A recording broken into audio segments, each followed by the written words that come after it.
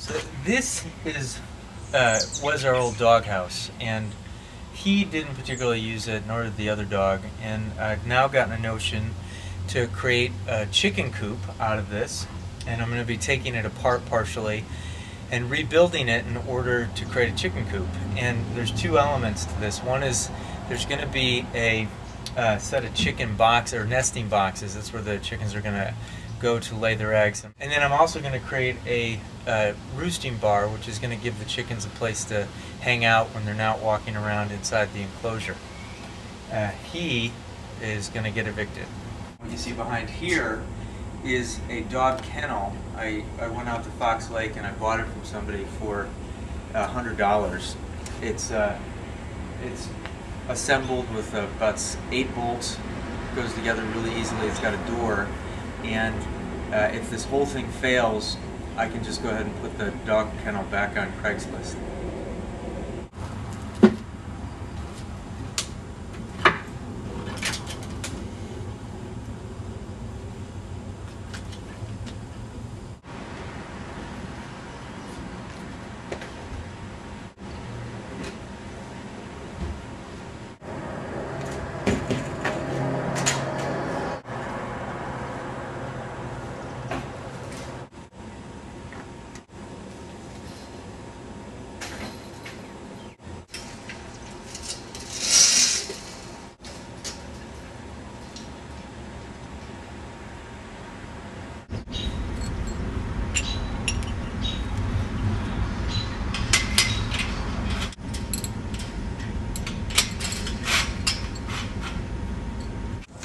Dude, how do you feel about being evicted from your doghouse?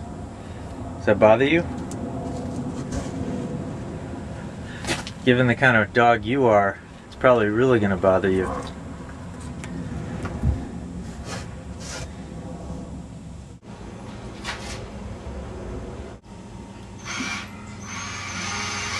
If you're familiar, you'll probably notice that I went ahead and I bought some treated lumber. Spent less than $20 on it, and the purpose of that was really to make sure that this is gonna last.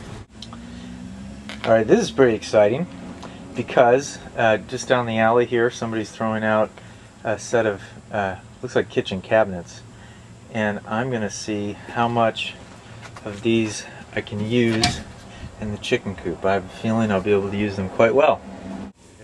I went ahead and I cut the cabinet in half. The other half was pretty rotted anyway, so it was good to throw it away.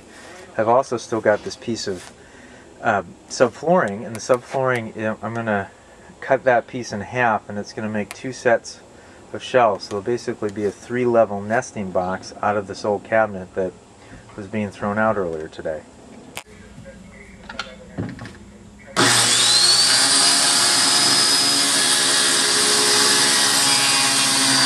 Gone ahead and I set it up so that there's going to be 6 boxes. They're wider than they are taller.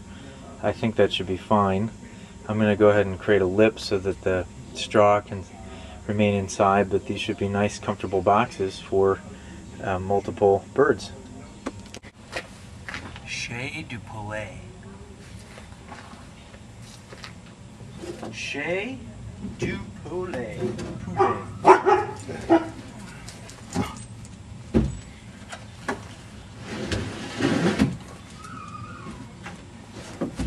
Alright, our nest boxes are done. We got 3 stories of nest boxes.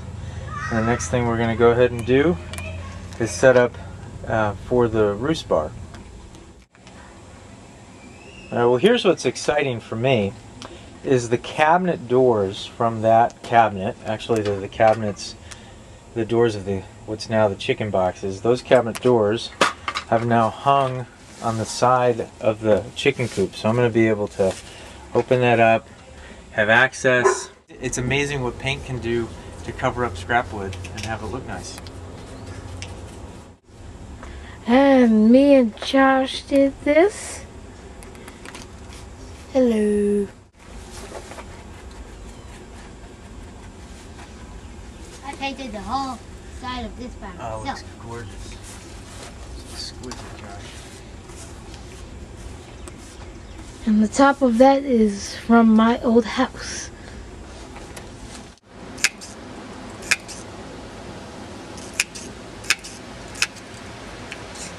dog run. I've covered the entire dog run with lattice. Some of this lattice is actually repurposed. We found it in the alley.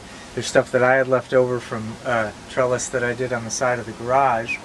And then I went ahead and I got some pipe that basically matches the diameter of the dog kennel. This is less than the kind of chain link fence you see in a backyard. It's a lighter gauge. I think it's called 18.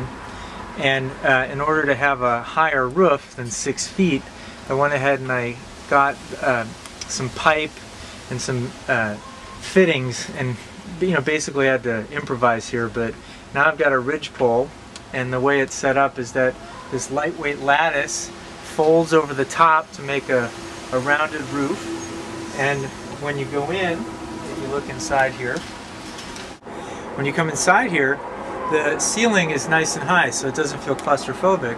And the thing that's really great about that is that basically you're going to have, I'm going to have vines climbing over the top, and as the vines get older and thicker and stronger, they'll have a structural integrity of their own that'll contour the shape of the existing roof. So even as this gets weaker and there may be snow load and stuff like that, it's going to have a strength that's going to hold it up. Plus this ridge pole that I cemented on there is going to remain in place. But from the cabinet, this is a door from one of the smaller cabinets, and then over here I've created the access to the where we go ahead and get the egg. There's 6 chicken boxes in here, and it's all full of straw.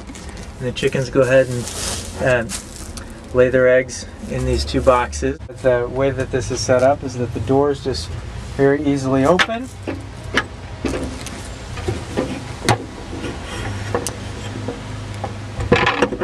The door's very easily open. The little latch here to hold it shut so it's nice and secure for the chickens. And then they walk up this old ironing board in the evening and go in for the night. What are we doing here? We're gonna fry the egg that the chickens laid. Alright, good. Alright, go ahead and turn on the stove. The shell is kind of thin. It's a good thing we got the oyster shells to help them have their eggs be thicker. Pretty cool, huh? Blood? It's a little bit of blood. That happens in eggs you get at the store too.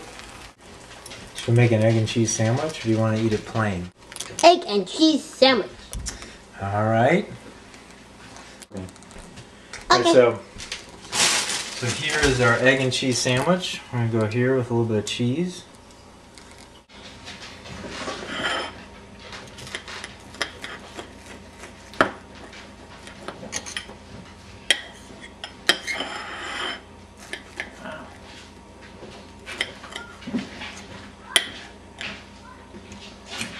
All right.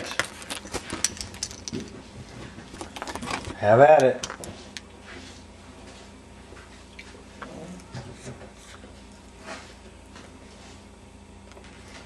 Oh my god, it's so good.